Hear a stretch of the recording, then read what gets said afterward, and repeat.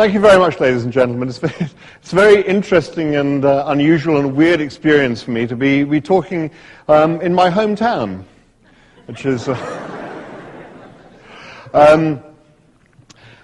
Now, amongst the books that Constance mentioned when she was introducing me, Hitchhiker's Guide, Dirk Gently, and so on, was not my favorite book. And my favorite book is what I'm here to talk about tonight. It's funny how often, virtually every author I know, their own favorite book is the one that sold the least. It's somehow, so it's the runt of the litter. It's the one you always just sort of love the most. And I want to tell you about how this came about. Sometime in about the mid-1980s, the phone rang.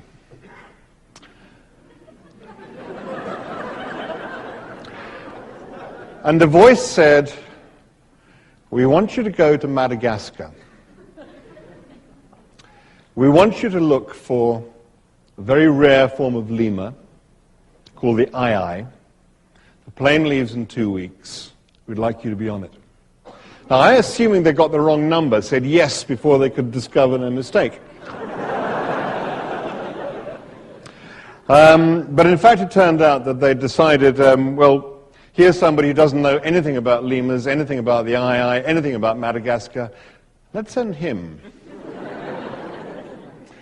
And so I started to try and find out something about it. And it turns out it's very interesting. Lemurs used to be the dominant primate in all the world.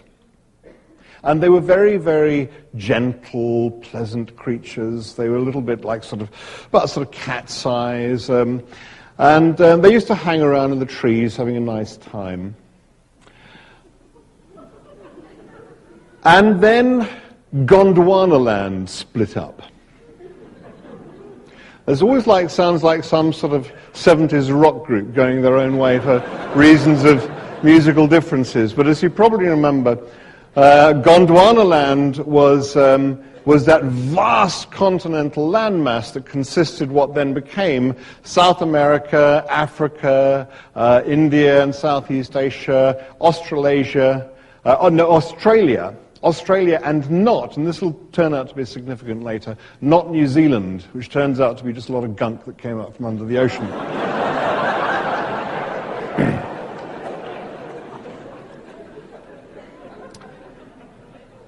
And as I say, lemurs were the dominant primate around the world.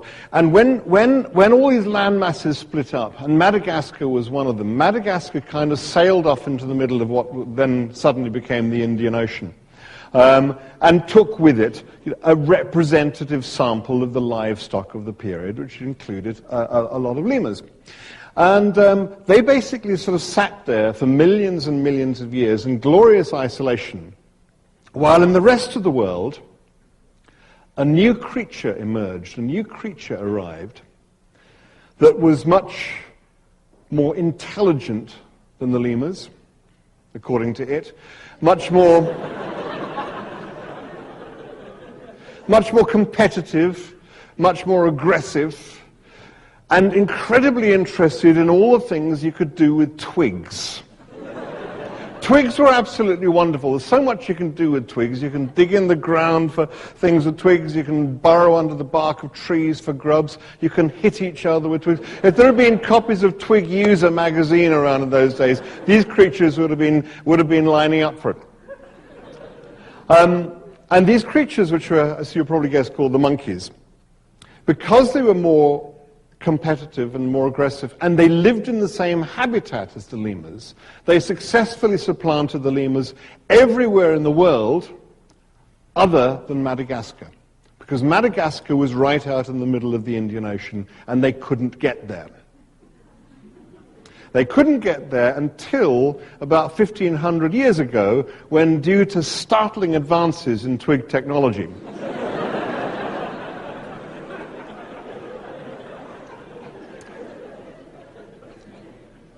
they were able to get there in boats and eventually planes, and suddenly the lemurs that had had this place to themselves for millions and millions and millions of years were suddenly facing their old enemy, the monkey. So this is Madagascar. And it turns out that the rarest of the lemurs, and when I say the rarest of the lemurs, at this particular point in the mid-80s, they were thought to be the rarest of the lemurs. We've now discovered an even rarer lemur called the golden bamboo lemur, which went straight to the number one of endangered lemurs. But the ii is a very, very peculiar animal. It looks like an agglomeration of all sorts of other different animals. So, for instance, it has a sort of fox's ears, and it has little sort of bitey rabbit's teeth, and it has a kind of ostrich tail, as an ostrich feather as a tail, and it has very weird eyes. It has Marty Feldman's eyes. They're kind of sort of looking slightly beyond you into a sort of other dimension just over your left shoulder.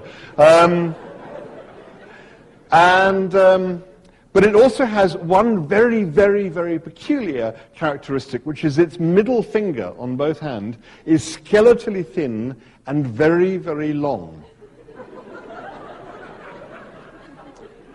And it turns out there's only one other animal in the entire world that has this feature. And this is called, I love zoologists to have such vivid imaginations, it's called the long-fingered possum. And this is a creature that lives in New Guinea. And in fact, it has it's its fourth finger that's skeletally thin and elongated. And this is the thing that tells us that there's no relationship between these animals. It's pure convergent evolution. Because the common factor between Madagascar and the ii and New Guinea and the long-fingered possum is that in both habitats there are no woodpeckers. And you see, the thing is, life is very, very opportunistic, and it'll take advantage of any food source it finds around the place. And if there are no woodpeckers looking for the bark, looking under the bark of trees for grubs, then in this case it'll be the mammals that grow this skeletally thin long finger to burrow under the bark of the tree and get at this source of food, which is the grubs under the bark. So the ii is this very, very, very strange creature. And at this time, it was thought there were only about 15 of them left. And they lived, actually not on Madagascar itself, but on a tiny little rainforest island just off the coast of Madagascar called Nosy Mangabe. And it was just off the northwest tip of Madagascar. Now, to get there, what you had to do is you had to fly in a 747 to Madagascar, and then in a terrible old jalopy of an aeroplane from Madagascar up to the northwest port. And from there you had to go in a kind of decreasingly excellent series of carts and trucks and so on, to a little port where there was going to be a boat that was going to take us to Nosy Mangabe. So we arrived there and arrived at the port, and we were looking around for the boat that was going to take us to Nosy Mangabe, and we couldn't see it. And we kept on asking people, where's this boat? And they would say, it's there, it's there. And we couldn't see what they were pointing at because there was this terrible rotting old hulk in the way. Well, as you guessed, this is the terrible rotting old hulk that we had to go to Nosy Mangabe in. And it didn't fulfill what, to my mind, was the sort of basic criteria of a boat, in that it was basically full of ocean. And it seemed to me that the whole point of a boat was to keep the ocean on the outside. Anyway, so we crossed to Nosy Mangabe. And it's this tiny little, very, very beautiful little rainforest island. And we hit a major problem, which of course is that this animal not only lives in trees, nobody had seen it for years and years and years. Not only it lives in trees, but it's a nocturnal animal. And the quality of batteries in Madagascar is very, very poor.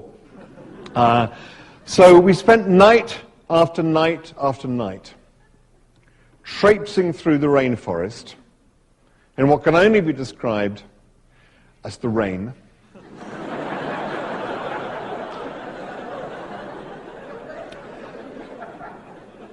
Getting rather ratty. And basically, we sort of spent night after night sort of huddled under tarpaulins and looking at it. It stopped raining yet. And every now and then we'd sort of go out and try and find this damn animal. And there's this wonderful, we found this hut. It used to be the sort of game warden's, not game warden, it was a ranger's hut. And it was a tiny little hut. And it was actually full of wildlife. What happened, you see, is you'd open the door and you would hear all this noise.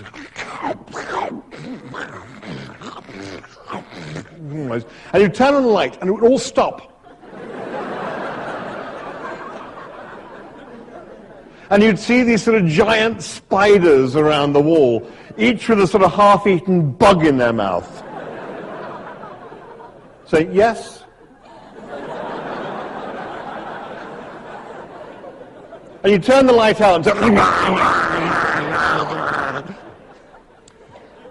so this is our shelter. You know, we were having a great time. And eventually, but one night, we were all sort of, as I say, huddled under our tarpaulins, and I sort of got out and had a wander around, and suddenly I looked up, and on a branch about that high above my head, this creature came out. This creature came out along the branch, looked down at me, and I looked at it. And as it looked at me, it obviously didn't at all like the look of what it saw. It turned around and went away again. The whole encounter about 10 seconds. And that's what we'd come for. That I had actually seen, and we all just managed to get a quick photograph of it when it appeared, but I'd suddenly realized we'd seen an eye. Now, I was absolutely transfixed by that moment, for reasons that I couldn't entirely explain to myself immediately. Because a month earlier, I'd never even heard of this animal, and now here I was, staring at it, thinking there's something extraordinary happening here. So I began to sort of think about it a little bit. And the thought I put together was this, that in traveling here, in traveling on the 747 to Tananarive, which is the capital of Madagascar, in this terrible old jalopy of an airplane that took us up to the northwest corner, and then in the decreasingly excellent series of carts and trucks, and then in the rotting old hulk that took us to the rainforest, where we basically walked through the rainforest night after night. It was as if we were taking a kind of time journey, a time travel journey, back through the history of twig technology. And what this encounter had been was I was a monkey looking at a lemur. And you suddenly think, there is a huge amount of history to this moment that we don't realize we carry around with us. Our roots in this planet go back an awfully, awfully, awfully long way. And we don't tend to think about that very much. And it takes a confrontation like this suddenly to realize how sort of broad and deep your family goes. So I thought, well, this is terribly interesting. And I talked to the guy who'd been kind of my guide out there, who was a zoologist who'd been sent along to make sure I didn't sort of fall out of trees and so on. And his name was Mark Carwardine. And I said, I would love it if we could come. Do you fancy the idea of sort of going around the world and looking for other rare and endangered species of animal, maybe doing a book about it? He said, well, that's what I do for a living. So yeah, okay. And so we did. Now, there was a pause at that moment because I had a couple of novels I'd just contracted to write. So I wrote Dirk Gently's Holistic Detective Agency and The Long Dark Tea Time of the Soul, and then it was time to go. And the first place we went to look for a particular animal, which was the Komodo dragon lizard. Now, you know what lizards are like, don't you? I mean, they're sort of nice little sort of... the Komodo dragon lizard is a little bit bigger than that.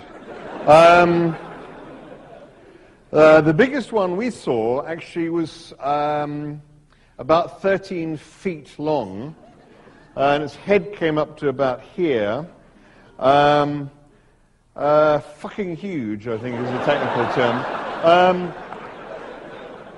It's thought they're the origin of the Chinese dragon myth because they are huge, giant lizards. They're scaly, they're man-eaters, literally they are man-eaters, and they don't actually breathe fire, but they do have the worst breath of any creature known to man.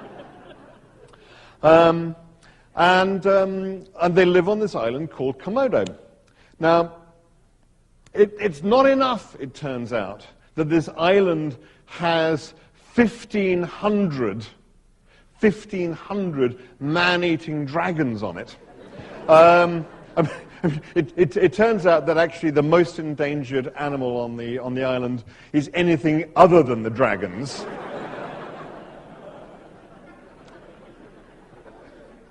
And in fact, when I say they're man-eaters, they don't actually eat you sort of straight out. They don't sort of lunge at you and just gobble you up. They sort of sneak around and they come and give you a bit of a bite.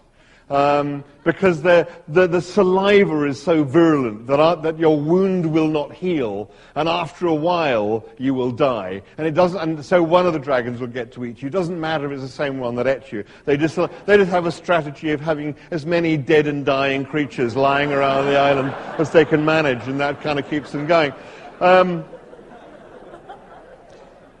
But it turns out it's not enough that the island has 1,500 man-eating dragons on it. Just to make it a little bit more interesting, it also has more poisonous snakes on it per square meter of land than any equivalent area of land anywhere on Earth.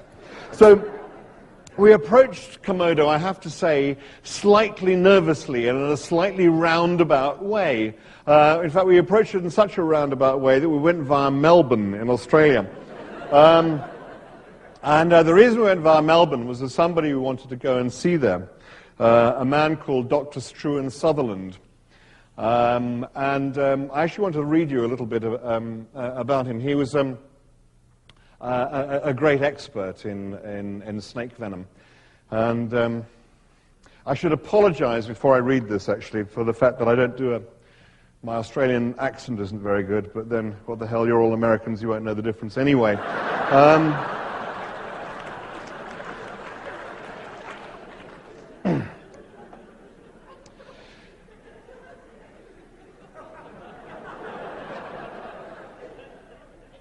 There is in Melbourne a man who probably knows more about poisonous snakes than anyone else on Earth.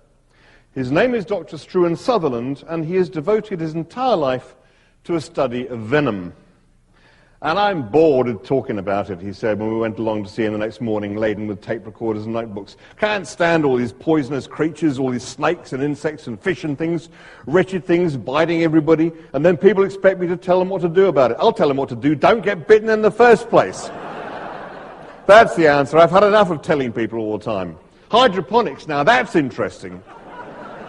Talk to you all you like about hydroponics. Fascinating stuff, growing plants artificially in water. Very interesting technique. We'll need to know all about it if we're going to go to Mars and places. Where did you say you were going? Komodo. Well, don't get bitten, that's all I can say. And don't come running to me if you do, because you won't get here in time. And anyway, I've got enough on my plate. Look at this office, full of poisonous animals all over the place. See, this tank's full of fire ants, venomous little creatures. What are we going to do about them? Anyway, I got some little fairy cakes in case you were hungry. Would you like some little cakes? I can't remember where I put them. There's some tea, but it's not very good. Anyway, sit down, for heaven's sake. So, you're going to Komodo. Well, I don't know why you want to do that, but I suppose you have your reasons. There are 15 different types of snake on Komodo, and half of them are poisonous. The only potentially deadly ones are the Russell's viper, the bamboo viper, and the Indian cobra. The Indian cobra is the 15th deadliest snake in the world, and all the other 14 are here in Australia. That's why it's hard for me to find time to get on my hydroponics, all these snakes all over the place. And spiders. The most poisonous spider is the Sydney funnel web. We get about 500 people a year bitten by spiders. A lot of them used to die, so we had to develop an antidote to stop people bothering me with it all the time. Took us years. Then we developed this snake bite detector kit. Not that you need a kit to tell you when you've been bitten by a snake, you usually know, but the kit is something that will detect what type you've been bitten by so you can treat it properly. Would you like to see a kit? I've got a couple here in the venom fridge. Yeah, let's have a look. Oh, look, the cakes are in here too. Quick. Have one while they're still fresh. Fairy cakes, a bite to myself. He handed round these snake venom detection kits and his home-baked fairy cakes and retreated back to his desk, where he beamed at us cheerfully from behind his curly beard and bow tie. We admired the kits, which were small, efficient boxes, neatly packed with tiny bottles, a pipette, a syringe, and a complicated set of instructions that I wouldn't want to have to read for the first time in a panic. And then we asked him how many of the snakes he'd been bitten by himself. None of them, he said. Another area of expertise that I've developed is that of getting other people to handle the dangerous animals. Won't do it myself, don't want to get bitten, do I? You know what it says on my book jackets? Hobbies, gardening with gloves, fishing with boots, travelling with care. That's the answer. What else? Well, in addition to the boots, wear thick, baggy trousers and preferably have half a dozen people tramping along in front of you making as much noise as possible. The snakes pick up the vibrations and get out of your way, unless it's a death adder, otherwise known as the deaf adder, which just lies there. People can walk right past it and over it and nothing happens. I've heard of 12 people in a line walking over a death adder and the 12th person accidentally trod on it and got bitten. Normally you're quite safe if you're 12th in line. You're not eating your cakes. Come on, get them down here. There's plenty more in the venom fridge. We asked tentatively if we could perhaps take a snake bite detector kit with us to Komodo. Of course you can, of course you can. Take as many as you like. Won't do you a blind bit of good because they're only for Australian snakes.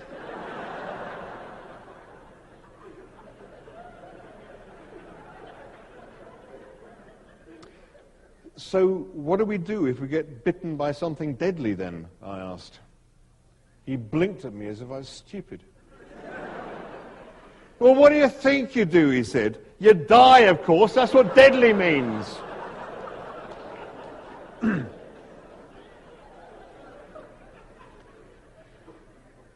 But what about cutting open the wound and sucking out the blood, or sucking out the poison, I asked. Well, rather you than me, he said. I wouldn't want a mouthful of poison. Shouldn't do you any harm, though. I mean, snake toxins have a high molecular weight, so they won't penetrate the blood vessels in the mouth the way that alcohol or some drugs do. And then the poison gets destroyed by the acids in your stomach. But it's not necessarily going to do much good either. I mean, you're not likely to be able to get much of the poison out, but you're probably going to make the wound a lot worse trying. And in a place like Komodo, it means you quickly have a seriously infected wound to contend with, as well as a leg full of poison. Septicemia, gangrene, you name it, it'll kill you. Well, what about a tourniquet? I asked. Well, fine, if you don't mind having your leg cut off afterwards. You'd have to, because if you cut off the blood supply to it completely, it'll just die. And if you can find anyone in that part of Indonesia you'd trust to take your leg off, then you're a braver man than me. Now, I'll tell you, the only thing you can do is apply a pressure bandage direct to the wound and wrap the whole leg up tightly, but not too tightly. Slow the blood flow, but don't cut it off or you'll lose the leg. Hold your leg, or whatever bit you've been bitten in, lower than your heart and your head. Keep very, very still. Breathe slowly and get to a doctor immediately. If you're on Komodo, that means a couple of days, by which time you'll be well dead. Now, the only answer, and I mean this quite seriously, is don't get bitten. There's no reason why you should. Any of the snakes there will get out of your way well before you even see them. You don't really need to worry about the snakes if you're careful. Now, the things you really need to worry about are the marine creatures. The what? Scorpion fish, stonefish, sea snakes, much more poisonous than anything on land. Get stung by stonefish, the pain alone will kill you. People drown themselves just to stop the pain.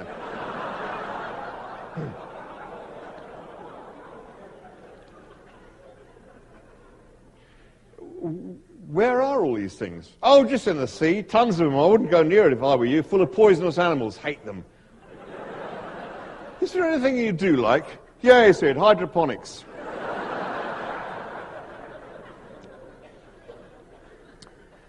No, I said, I mean, are there any poisonous creatures you particularly fond of? He looked out of the window for a moment. Ah, there was, he said, but she left me.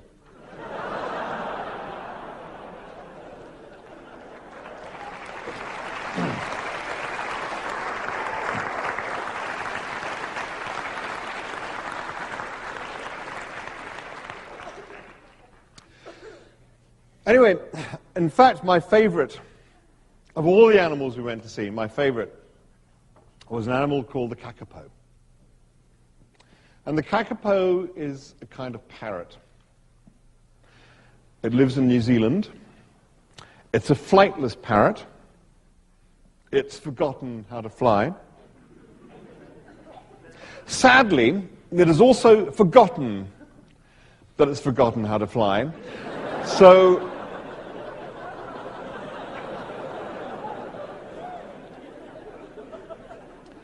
a seriously worried kakapo has been known to run up a tree and jump out of it.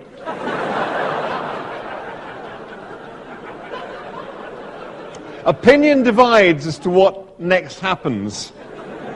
Some people say it has developed a kind of rudimentary parachuting ability. Other people say it flies a bit like a brick. But the thing is, when I talk about a seriously worried kakapo, the fact is you're not likely to find a seriously worried kakapo because kakapos have not learnt to worry. Now, it seems an extraordinary thing to say because worrying is something we're all so terribly good at and which comes so absolutely naturally to us. We think it must be as natural as breathing. But it turns out that worrying is simply an acquired habit like anything else. And it's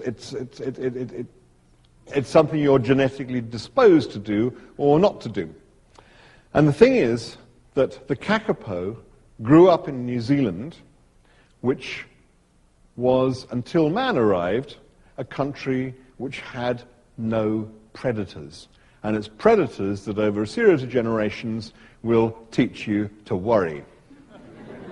And if you don't have predators, then the need to worry will never occur to you. Now, I said earlier that New Zealand turns out to be just a lot of gunk that came up from under the ocean. And this is why, when it emerged, it didn't have any life on it at all, maybe a few dead fish.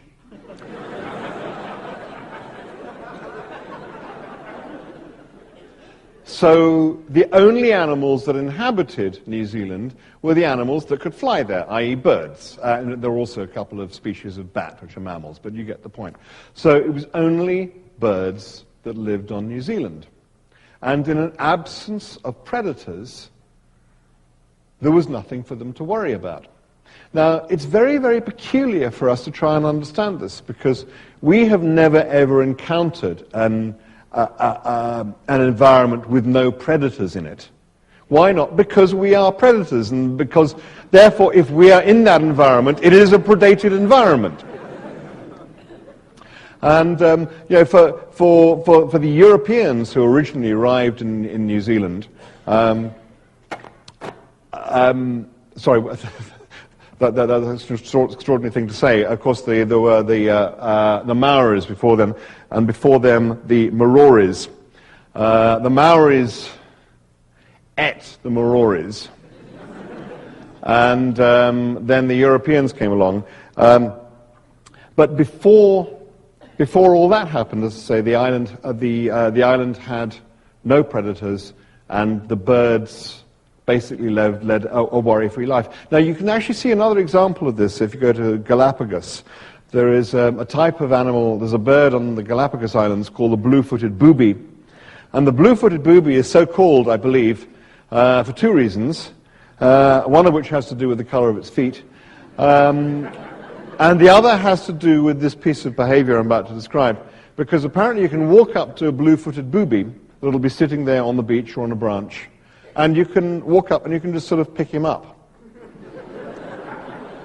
And what the booby will be thinking is that once you finish with him, you'll put him back.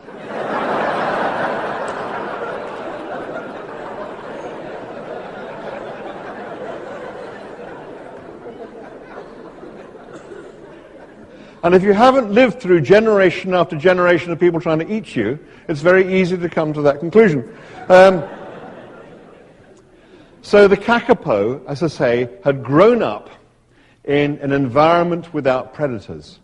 And because they were all birds, and because nature has a way is, as I say, very opportunistic, and life will flow into any niche where it's possible to make a living, so if I can be very naughty and anthropomorphize for a moment, it's as if some of the birds figured out, well, this flying stuff is very, very expensive. It takes a lot of energy. You have to eat a bit, fly a bit, eat a bit, fly a bit, because every time you eat something, you're weighed down, it's heavier to fly. So eat a bit, fly a bit. I mean, there are other ways of life available. And so it's as if some of the birds said, well, actually what we could do is we could settle in for a rather larger meal and go for a waddle afterwards.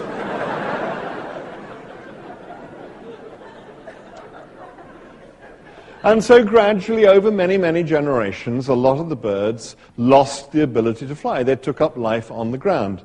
The kiwi, the most famous bird, I guess, of New Zealand, and the weka, and the old night parrot, as it was called, the kakapo, which is this sort of big, fat, soft, fluffy, lugubrious bird.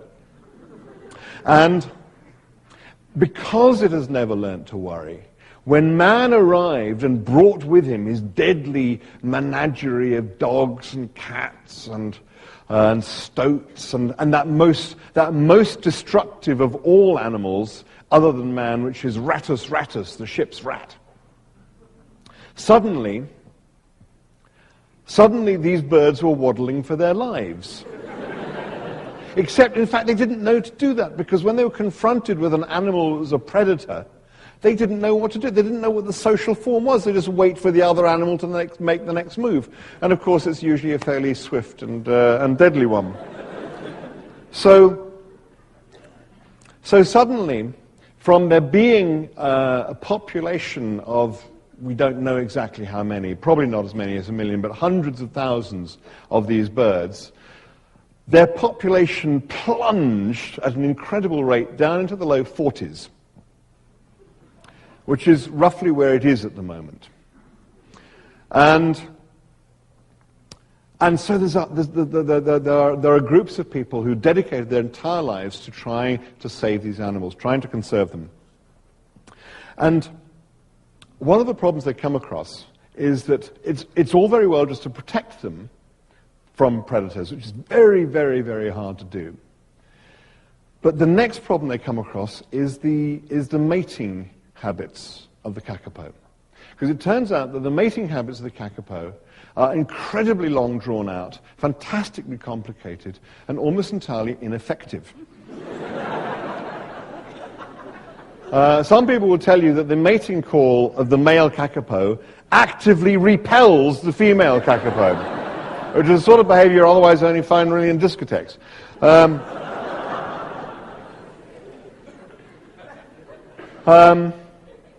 The people who've heard the mating call of the male kakapo will tell you you can hardly even hear it. It's like a sort of... I'll tell you what they do.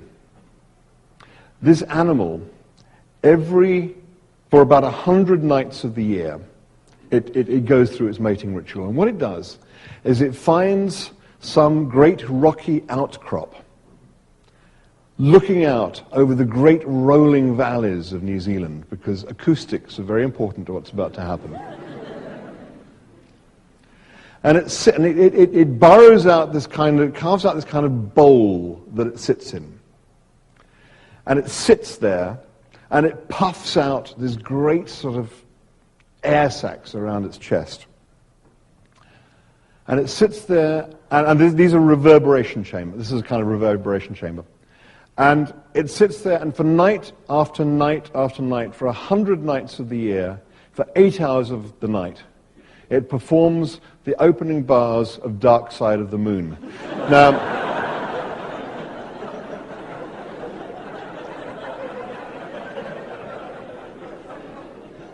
I see some grey hairs here, so you'll know the album I'm referring to,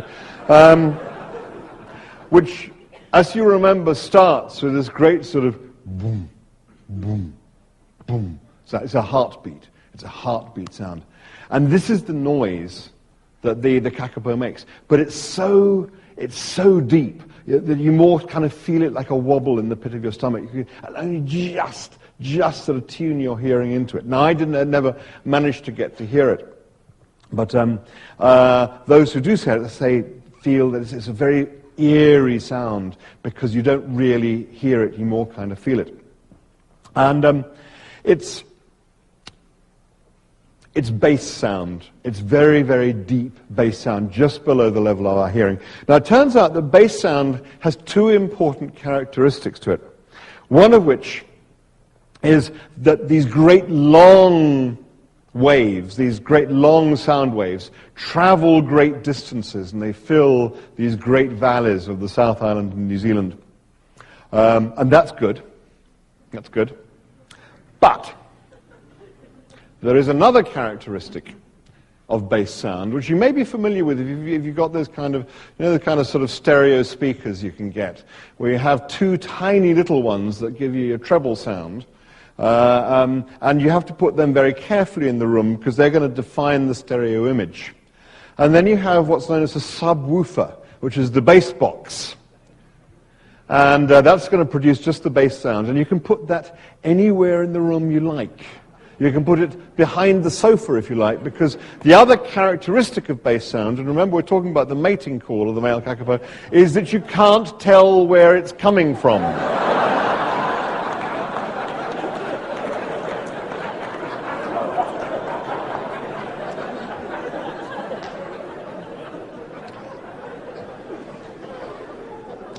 So just imagine, if you will,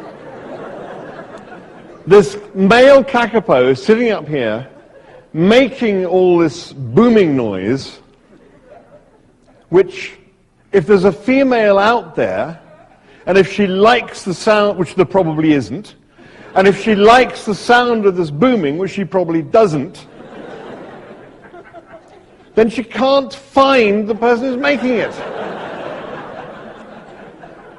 But supposing she does, supposing she's out there, which she probably isn't, she likes the sound of this booming, which she probably doesn't, supposing she can find him, which she probably can't, she will then only consent to mate if the podocarp tree is in fruit.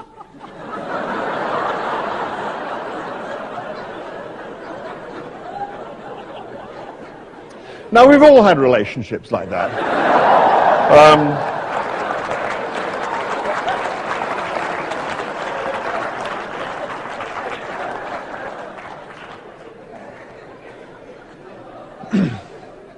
But supposing they get through all those obstacles, supposing she manages to find him, she will then lay one egg every 2 or 3 years, which will promptly get eaten by a stoat or a rat.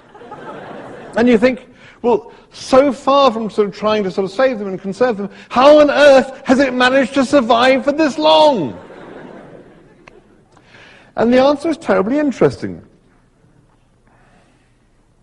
which is this. It seems like absurd behavior to us, but it's only because its environment has changed in one particular and dramatic way that is completely invisible to us. And its behavior is perfectly attuned to the environment it developed in and completely out of tune with the environment it now finds itself in. Because in an environment where nothing is trying to predate you, you don't want to reproduce too fast. And it turns out you can actually sort of graph this in a computer.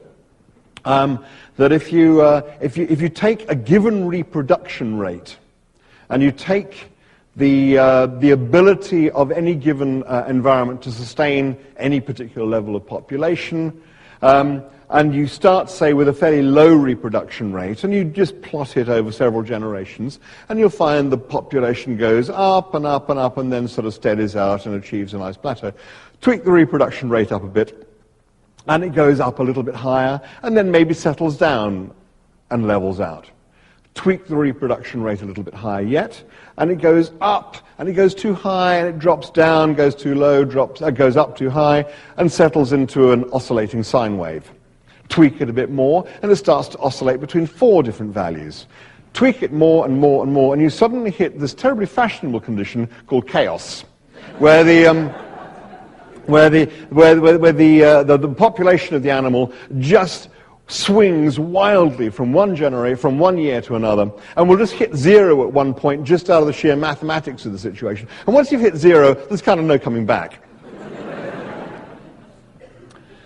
And so, because nature tends to be very parsimonious and is not going to expend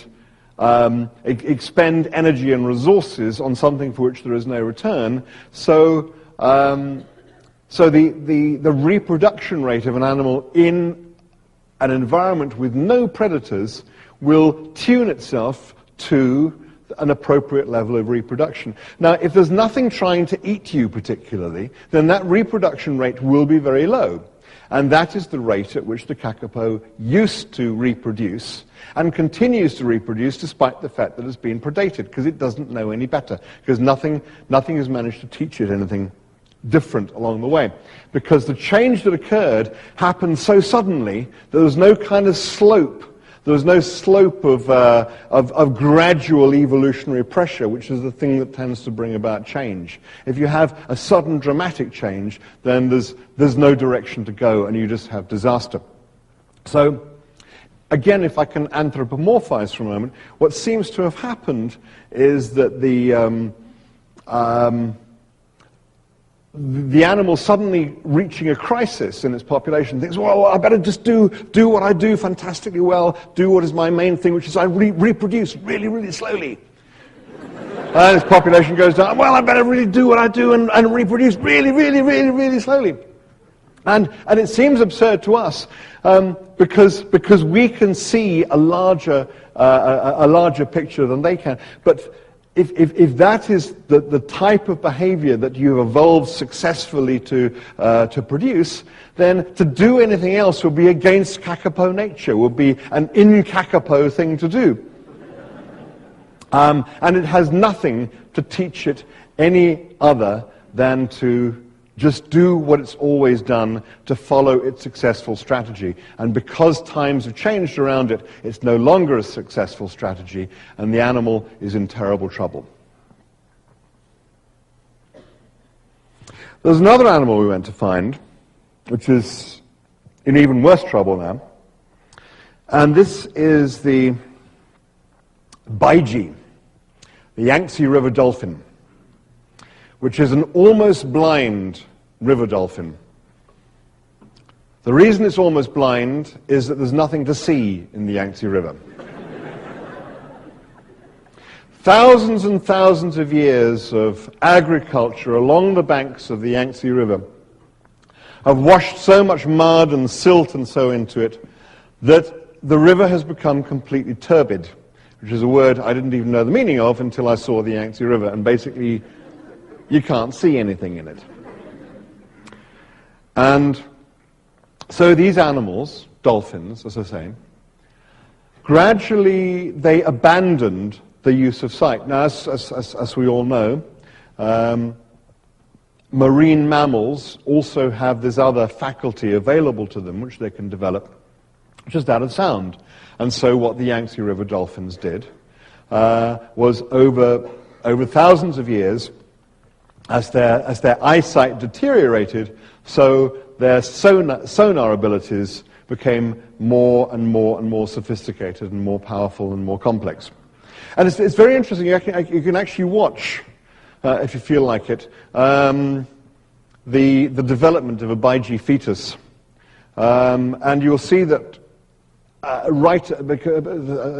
you may or may not know, there is a certain amount of truth in the idea that the development of the fetus recapitulates stages in the evolutionary development of an animal.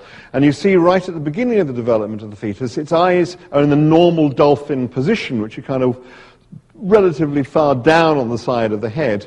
And gradually, as the generations have gone by, its eyes have kind of migrated up the side of the head, and you see this happening as the fetus develops. Because gradually, over the generations, there's only light coming directly from up above, and there's no ambient light. And then, as that too dies out, so the eyes gradually atrophy. And instead, the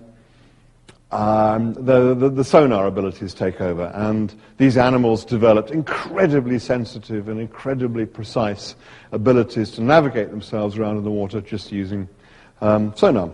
And all is well and good until the 20th century, when man invents the diesel engine.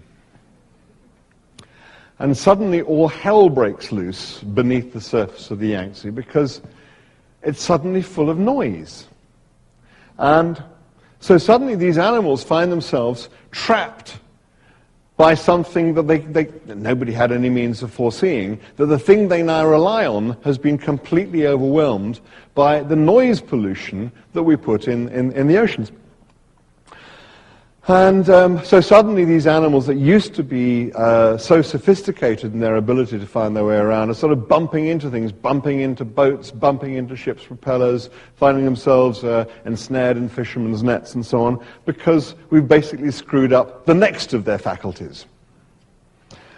And it's a very curious feeling. I remember sort of sitting on a boat on the Yangtze River and trying to look into it. You couldn't look into it because it's turbid, and you remember what turbid means. And realizing that all this noise down there as well means that even it's very curious to think that there may have been a dolphin somewhere near me. I didn't know. I mean, by this stage, this is 10 years ago, there were only 200 left in a stretch of water about 200 miles long. So you had no idea if there's one anywhere near you. But it's curious because you think if you and another person, another creature, are kind of in the same world, then you must be feeling roughly similar.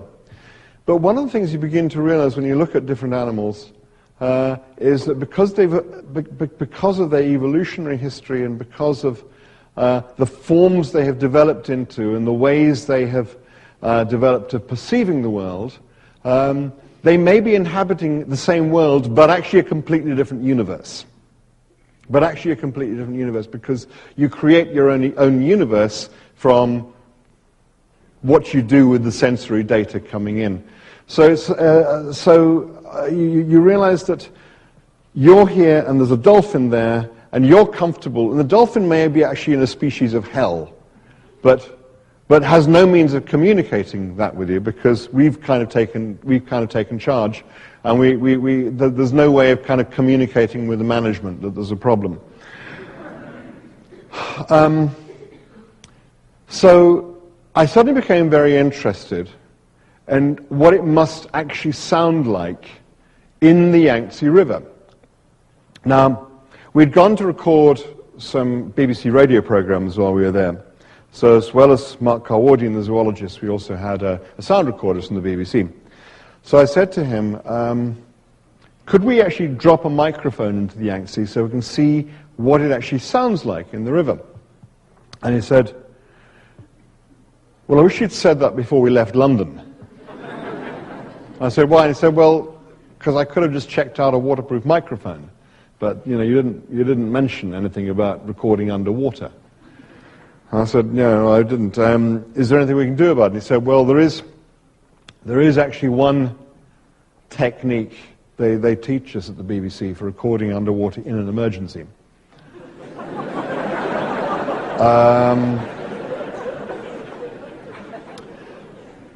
Do either of you have condoms with you? And we didn't. It wasn't that kind of trip. But we decided we'd better go and buy some. And so we went into the streets of Shanghai trying to buy some condoms. And I just want to read you a little passage about this.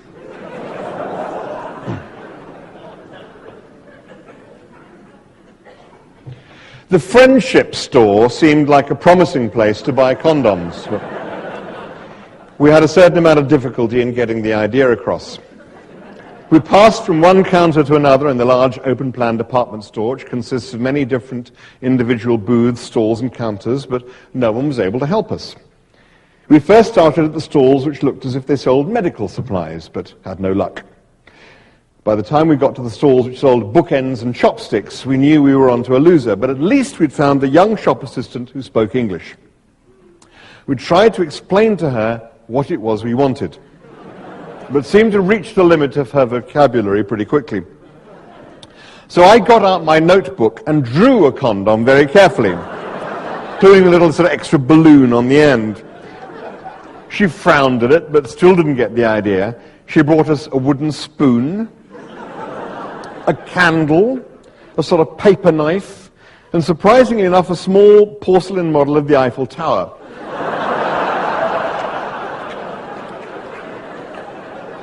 And then at last lapsed into a posture of defeat. Some other girls in the stall gathered round to help, but they were also defeated by our picture. At last I plucked up the bravado to perform a delicate little mime.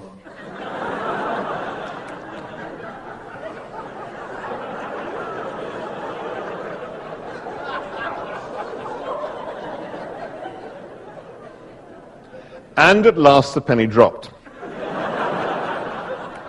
"Ah!" the first girl said, suddenly wreathed in smiles. "Ah, yes." They all beamed delightedly at us as they got the idea. "You do understand?" I asked. Yes, I understand." "Do you have any?" "No," she said, "not have." "Oh, but. Yes." "I say you where you go, okay?" "Oh, thank you very much, yes."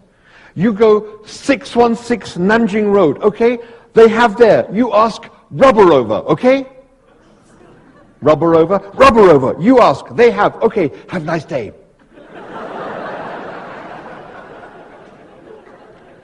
She giggled happily about this with her hand over her mouth.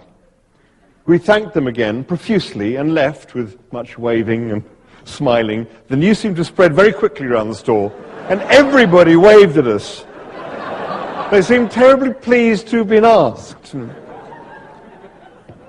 When we reached 616 Nanjing Road, which turned out to be another smaller department store and not a knocking shop we'd have been expecting, our pronunciation of rubber over seemed to let us down and produce another wave of baffled incomprehension. This time I went straight for the mime that had served us so well before. And it seemed to do the trick at once. The shop assistant, a slightly more middle-aged lady with severe hair, marched straight to a cabinet of drawers, brought us back a packet, and placed it triumphantly on the counter in front of us. Success, we thought. Opened the packet and found it to contain a bubble sheet of pills. "Right idea," said Mark with a sigh. "Wrong method."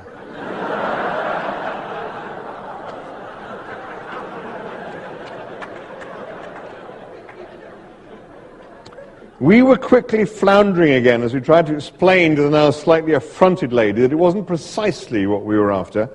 But by this time a crowd of about 15 onlookers had gathered round us, some of whom I was convinced had followed us all the way from the Friendship store. One of the things you quickly discover in China is that we are all at the zoo. If you stand still for a moment, people will gather round and stare at you. The unnerving thing is they don't stare intently or inquisitively. They just stand there, often right in front of you, and watch you as blankly as if you were a dog food commercial.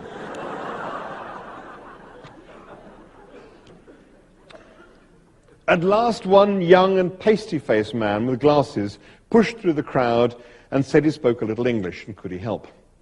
We thanked him and said, yes, we wanted to buy some condoms, some rubber-overs, and we'll be very grateful if he'd explain that for us. He looked puzzled. picked up the rejected packet lying on the counter in front of the affronted shop assistant and said, "Not want rubber over, this better." "No," Mark said, "we definitely want rubber over, not pills." "Why want rubber over? Pill better." "You tell him," said Mark. "It's to record dolphins," I said.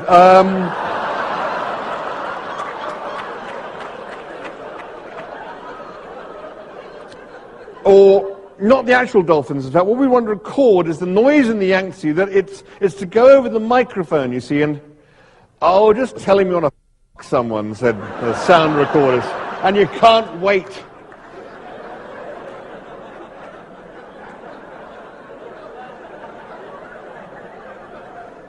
But by now the young man was edging nervously away from us, suddenly realizing that we were dangerously insane and should simply be humored and escaped from.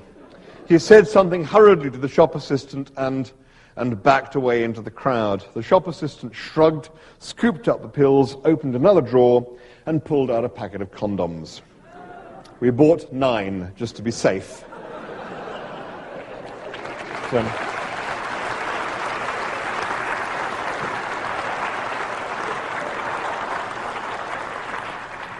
So a couple of days later, we were standing on the banks of the Yangtze on a very desperate, drizzly, grey day, and we put the microphone in this little sort of pink thing and dropped it into the water. And now I don't usually do impressions, but I'm going to do for you an impression of what it sounds like under the surface of the Yangtze River, and it's something like this. The Yangtze River, ladies and gentlemen.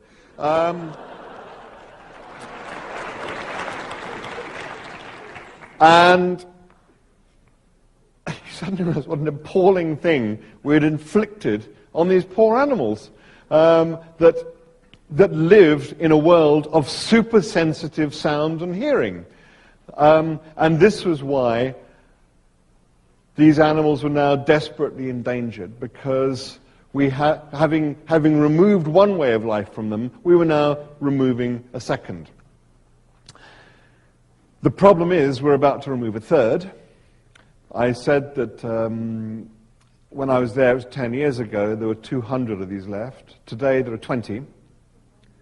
And because the Chinese are building these giant dams to dam the Yangtze at one of the most beautiful and spectacular sites in all the world, the Three Gorges, and they're damming it there, which means that the Yangtze dolphin will at that point definitely go extinct. And it's terribly sad. The peculiar thing about dams is that we keep on building them and none of them ever do any good. It's not quite true, because unfortunately there are, in the history of dam making, 2 that did work. One is the Hoover, and the other is the one up in the northwest, Pacific Northwest, the Coolidge Dam. And every other one doesn't work. And for some reason, we never managed to be able to quite stop us. We always think we'll just build one more. I think we must have some sort of beaver genes deep in our... but the sad thing, as I say, is that the Yangtze River dolphin is definitely and without doubt bound for extinction. And it's very peculiar to me that we are living at the moment in an extraordinary age, an extraordinary renaissance,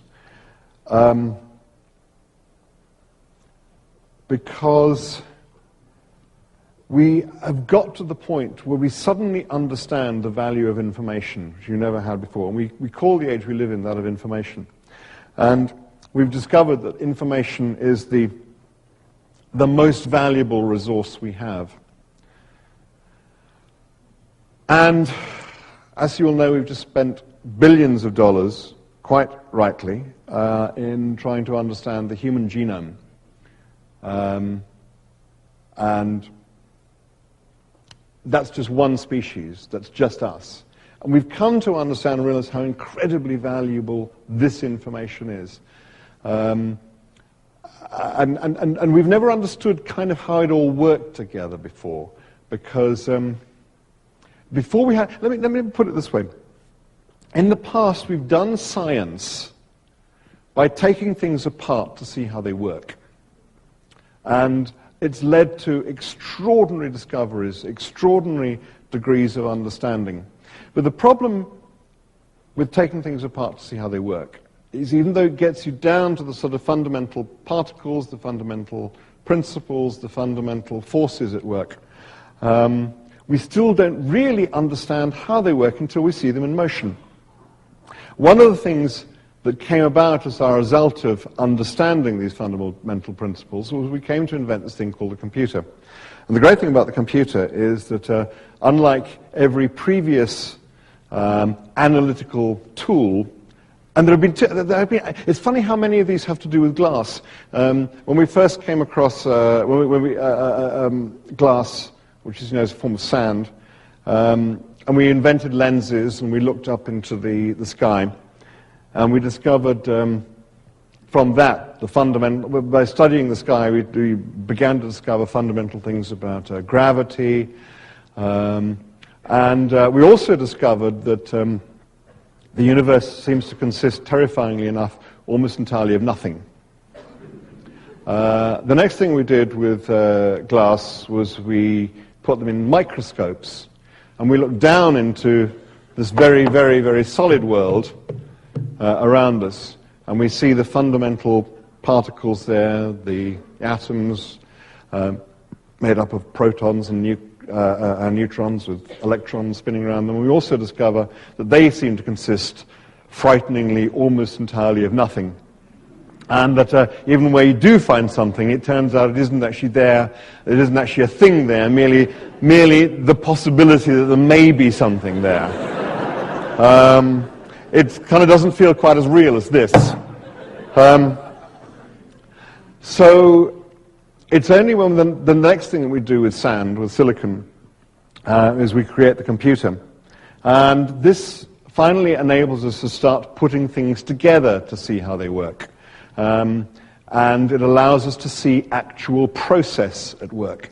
And we begin to see how very, very simple things lead inexorably by iteration after iteration to enormously complex processes emerging and blossoming. And to my mind, one of the most extraordinary things of our age, those of us who are around will remember seeing man walking on the moon for the first time, but I think the most dramatic and extraordinary thing that we have seen in our time is being able to see on computer screens the process by which enormously simple, primitive things, processes, instructions, repeated many, many times over, very, very fast and iterated over a generation of instructions, produce enormously complex results. So that we can suddenly start to create, just out of fundamentally simple, primitive instructions, we can create the way in which a wind behaves in a wind tunnel, the turbulence of wind. We can see how light might dance in an imaginary dinosaur's eye. And we do it all out of fundamentally simple instructions. And as a result of that, we have finally come to an understanding of the way in which life has actually emerged. Now, there are an awful lot of things we don't know about life. But any life scientist will tell you that although there's an awful lot we don't know, there is no longer a deep mystery. There's no longer a deep mystery because we have actually seen with our own eyes the way in which simplicity gives rise to complexity. So that when I say there's no mystery, it's rather as if you imagine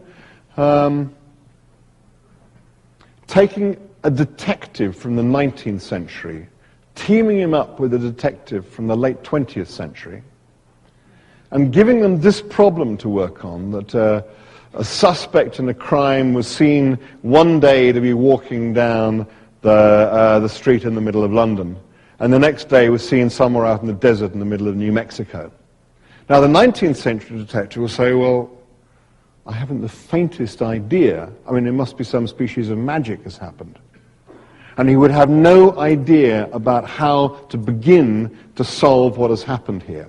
For the 20th century detective, now, he may never know whether the guy went on British Airways or United or American or where he hired his car from and all that kind of stuff. He may never find those details, but there won't be any fundamental mystery about what has happened.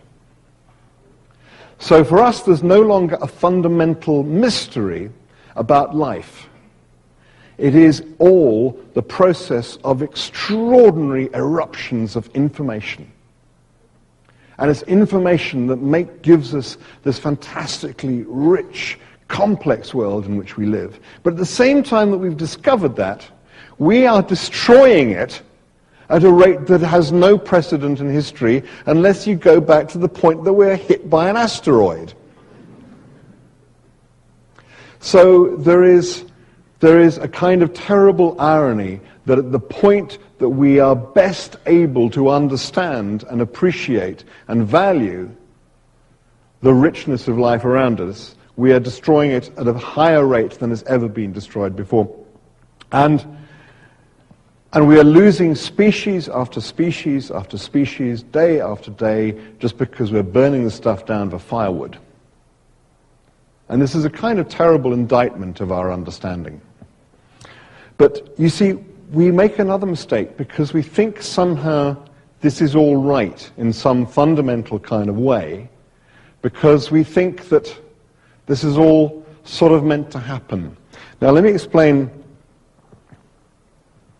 how we get into that kind of mindset, because it's exactly the same kind of mindset that the kakapo gets trapped in, because what has been a very successful strategy for the kakapo over generation after generation, for thousands and thousands of years, suddenly is the wrong strategy, and he has no means of knowing, because he's just doing what has been successful up till then. And we have always been, because we're tool makers, because we take from our environment the stuff that we need to do what we want to do, and it's always been very successful for us. I'll tell you what's happened. It's as if we've actually kind of put the sort of pause button on our own process of evolution, because we have put a buffer around us, which consists of medicine and education and buildings and all these kinds of things that protect us from the normal environmental pressures. And it's our ability to make tools that enables us to do this. Now, generally speaking, what drives speciation is if a small group of animals gets separated out from the main body by population pressure, some geographical upheaval or whatever. So imagine a small bunch suddenly finds itself stranded in a slightly colder environment. Then you know over a small number of generations, then those genes that favor a thicker coat will come to the fore, and you come back a few generations later, the animal's got a thicker coat. Man, because we are able to make tools, we arrive in a new environment where it's much colder, and we don't have to wait for that process, because we see an animal that's already got a thicker coat, we say we'll have it off him. And so we've kind of taken control of our environment, and that's all very well. But we need to be able to sort of rise above that process we have to rise above that vision and see a higher vision and see and understand the effect we're actually having. Now imagine, if you will, an early man, and let's just sort of see how this sort of mindset comes about. He's standing, surveying his world at the end of the day, and he looks at it and thinks, this is a very wonderful world I find myself in. This is pretty good. I mean, look, behind me is the mountains, and the mountains are great because there are caves in the mountains where I can shelter either from the weather or from bears that occasionally come and try and attack me, and I can shelter there, so that's great. And then in front of me there's the forest, and the forest is full of nuts and berries and trees, and they feed me, and they're delicious, and they sort of keep me going. And here's a stream going through, it's got fish running through it, and the water's delicious, and I drink the water, and everything's fantastic. And there's my cousin Ugg. And Ugg has caught a mammoth! Yay! Ugg has got a mammoth. Mammoths are terrific. There's nothing greater than a mammoth, because a mammoth, basically you can wrap yourself in the fur from the mammoth, you can eat the meat of the mammoth, and you can use the bones of the mammoth to catch other mammoths. Now this world is a fantastically good world for me. And part of how we come to take command of our world, to take command of our environment, to make these tools with which we're able to do this, is we ask ourselves questions about it the whole time. So this man starts to ask himself questions. So this world, he says, well, who made it? Now, of course he thinks that because he makes things himself. So he's looking for someone who will have made this world. And says, well, so who would have made this world? Well, he must be something a little bit like me. Obviously, much, much bigger. And necessarily invisible. But he would have made it. Now, why did he make it? Now, we always ask ourselves why, because we look for intention around us. Because we always we do something with intention. You know, we boil an egg in order to eat it. So we look at the rocks and we look at the trees and we wonder what intention is here, even though it doesn't have intention. So we think, so what did this person who made this world intend it for? And this is the point where you think, well, it fits me very well. You know, the caves and the forests and the stream and the mammoths. He must have made it for me. I mean, there's no other conclusion you can come to. And it's rather like a puddle waking up one morning. I know they don't normally do this, but allow me, I'm a science fiction writer. A puddle wakes up one morning and thinks, this is a very interesting world I find myself in. It fits me very neatly. In fact, it fits me so neatly, I mean, really precise, isn't it?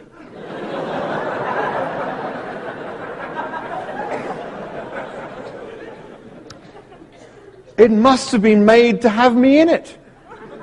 And the sun rises, and he's continuing to narrate the story about this hole being made to have him in it. And the sun rises, and gradually the puddle is shrinking and shrinking and shrinking. And by the time the puddle ceases to exist, it's still thinking, it's still trapped in this idea that the hole was there for it. And if we think the world is here for us, we will continue to destroy it in the way that we've been destroying it, because we think we can do no harm. There's an awful lot of speculation, one way or another at the moment, about whether there's life on other planets or not. Carl Sagan, as you know, was very keen on the idea that there must be. The sheer numbers dictate, because there are billions and billions and billions, as he famously did not say, in fact, of worlds out there. So the chance must be that there are there's other life out there, there's other intelligent life out there. There are other voices at the moment you'll hear saying, well, actually, if you look at this set of circumstances here on Earth, they are so extraordinarily specific that the chances of there being something like this out there are actually pretty remote. Now, in a way, it doesn't matter. Because think of this. I mean, Carl Sagan, I think, himself said this. There are two possibilities. Either there is life out there on other planets, or there is no life out there on other planets. They are both utterly extraordinary ideas.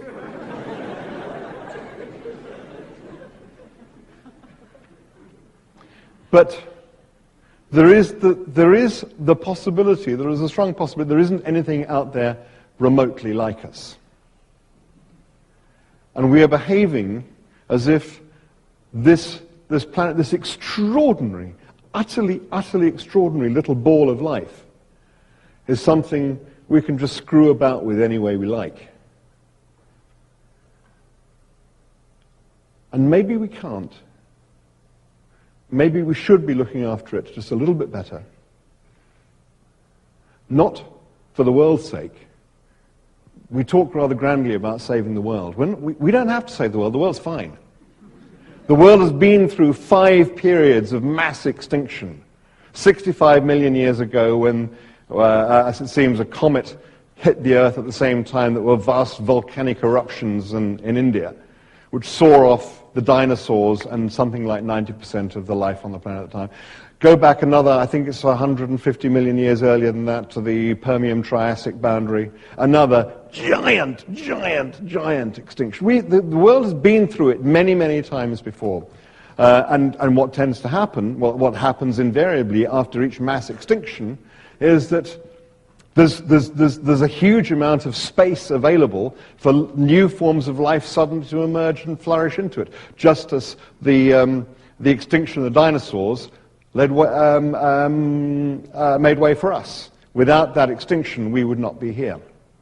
So the world is fine. We don't have to save the world. The world is big enough to look after itself. What we have to be concerned about is whether or not the world we live in will be capable of sustaining us in it. That's what we need to think about. Thank you very much, ladies and gentlemen.